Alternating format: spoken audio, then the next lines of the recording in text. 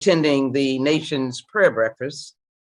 And so as I look at the hearing that we held last week, I am committed that we will have not only justice, accountability, but that we will look to prison reform and have restoration.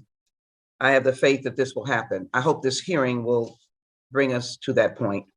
The subcommittee will now come to order. Without objection, the chair is authorized to declare recesses of the committee at any time. Good morning again, and welcome to today's oversight hearing of the Federal Bureau of Prisons. I'd like to remind members that we have established an email address and distribution list to circulate exhibits, motions, or other written materials that members might want to offer as part of our hearing today. If you would like to submit materials, please send them to the email address that has been previously distributed to your offices, and we will circulate the materials to members and staff as quickly as we can. I would also ask all members to please mute your microphones when you're not speaking. This will help prevent feedback and other technical issues. You may unmute yourself anytime you seek recognition. I now recognize myself for an opening statement. Today's hearing on oversight of the Federal Bureau of Prisons is a follow-up to the hearing the subcommittee held on January 21st, 2022. And it was our commitment to our members that they would have the actual representative at this time of the Federal Bureau of Prisons to be able to hear directly from the leadership and to secure answers. The hearing last week probed the Bureau's implementation of the First Step Act, the impact of COVID-19 on BOP, the Bureau's response to the pandemic, and the implementation and use of compassionate release within the Bureau, among other topics, very crucial topics in the line of justice and accountability. During that hearing, many questions were raised, and many of our members thought it best to speak directly to the director of BOP. Therefore, I'm pleased to have Director Michael Caraval here today so that we may delve deeply into many issues faced by the Bureau. 2 years into the pandemic, COVID-19 remains the most pressing and impactful issue facing the Bureau of Prisons as the virus continues to wreak havoc among many of the Bureau's facilities. And I'm uncomfortable as to whether or not they have met the challenge and met the task. From the outset, the viruses had exacerbated the increased health risks for people living or working in confined spaces, which is especially true for prison system where social distancing must be balanced with the need to ensure safety and security. We continue to hear horror stories of BOP facilities struggling to contain the virus. For instance, we heard last week from Senator Chris Murphy that approximately 40% of inmates at the Danbury Federal Correctional Institution in Connecticut were in either isolation or quarantine, with only 80 correction officers available for service, which means that every officer on duty is responsible for 3 prison units. We in the Congress must collaborate to ensure that the remnants of the past can be corrected by this administration that has a new approach, new commitment to the reformation of this system. Then on Monday, we learned that Federal Medical Center Carswell, the women's facility in Fort Worth in Texas, my state, has the 4th highest COVID positive numbers of any Bureau facility in the country, with 248 inmates and 46 members who are COVID positive. 8 women have died of COVID-19 at FMC Carswell since the beginning of the pandemic, while 18 inmates have died of COVID at Fort Worth male facility. In the past 2 weeks, the number of COVID-19 positives in the BOP system has fluctuated between 6,000 and 9,000 inmates. In that same 2-week period, 5 more inmates in BOP custody have died of COVID-19, bringing the number of inmates to die of COVID-19 related illnesses to 284. It appears that there are just too many inmates in the Bureau's custody to control, successfully reduce the spread of COVID-19. And it appears that there has been a slow and ineffective utilization of compassionate release, which should be complied with discretion that the Bureau has. The Bureau of Prisons has several mechanisms within the authority to reduce the number of inmates in its custody: compassionate release, the CARES Act, and the First Step Act, modified even by then Attorney General Barr. Although using overly restrictive criteria, BOP released thousands of prisoners under the CARES Act who have reestablished themselves with their families and in their communities, and importantly, have not reoffended. The Bureau and DOJ should be commended for their decision to rescind the previous administration's opinion that would have called many of these individuals back into custody unnecessarily.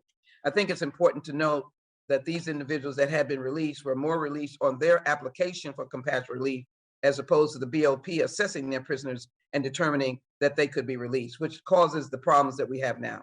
However, as the thousands of prisoners continue to test positive for COVID-19 and others die, BOP has failed to effectively utilize its authority to request compassionate release for inmates. I think they're just waiting. Some may die.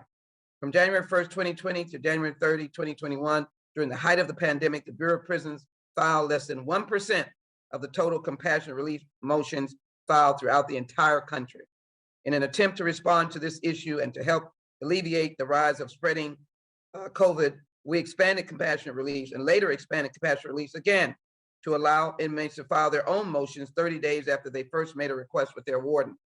Notably, as few as 1/4 of the 284 inmates who died in custody of COVID-related illnesses actually filed a motion for compassionate relief, raising questions about the efficacy of the process. One is one is left to wonder how justice was served by the process for the 62 inmates who filed for compassionate release themselves or through counsel, and those whose pre-existing medical conditions were cited by the Bureau after they died of COVID-related illness while in custody. Why couldn't there be a response? The Bureau not only grapples with inmate infections and death, but also with staff member infections and death. In the last 2 weeks, the number of COVID-19 positive staff members have ranged from 900 to almost 2,000, and 7 staff members have died of COVID-related illnesses. While staffing shortages have long been a problem for the Bureau of Prisons, has made a bad situation even worse. The statistics do not bode well for the state of operations for Bureau facilities across the country. As staff members become infected or are required to quarantine due to exposure, COVID-19 directly affects the remaining staff's ability to provide safety, security, general, and COVID-related medical services, and recidivism reducing programming to inmates. I do want to take this moment as I conclude my remarks to be able to give appreciation to the corrections officers and staff that operate with compassion, hopefully sensitivity, and strength as they work every single day. 98 facilities remain at level 3 of the modified operational levels, which includes social distancing in all areas of Bureau facilities. But as of Monday, all federal prisons are under a national lockdown for 2 inmates died during a fight involving multiple inmates of U.S. Penitentiary Beaumont, including those in gangs. Although details are not forthcoming due to the ongoing FBI investigation, this incident raises concern about the safety and security of the facility, particularly in my backyard, Beaumont, which has been compromised by long-standing staffing shortages. The consequences of staffing shortage in BOP have been witnessed time and time again. The death of Jeffrey Epstein was linked in part to the hours of overtime that officers guarding him were required to work, and augmentation which required an employee who was not a corrections officer to guard him. I went to that facility. I saw the need, the freezing, cold, and the needs of those employees that were there. They begged for help and did not get it. Epstein's death precipitated the closing of the Metropolitan Corrections Office. Our chairman has worked very hard on this issue. And so I hope as we go forward that we will listen to the issues. We know that some issues are being investigated by the OIG. We understand that the conditions in many of the prisons are not what they should be.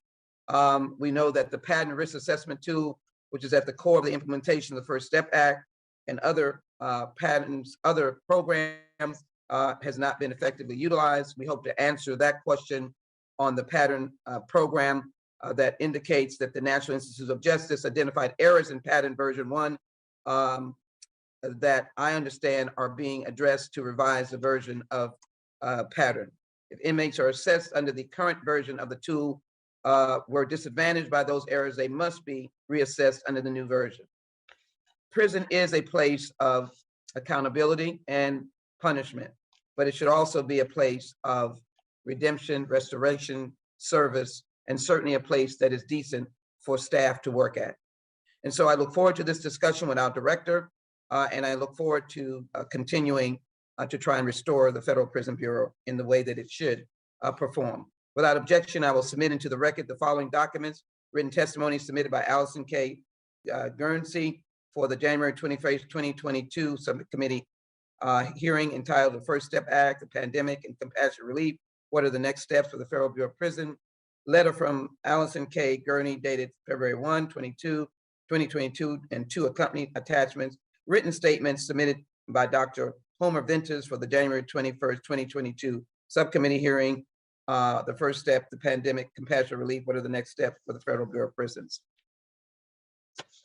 I now recognize the distinguished member from Arizona, the ranking member, for his opening statement. Thank you and welcome, Mr. Bates.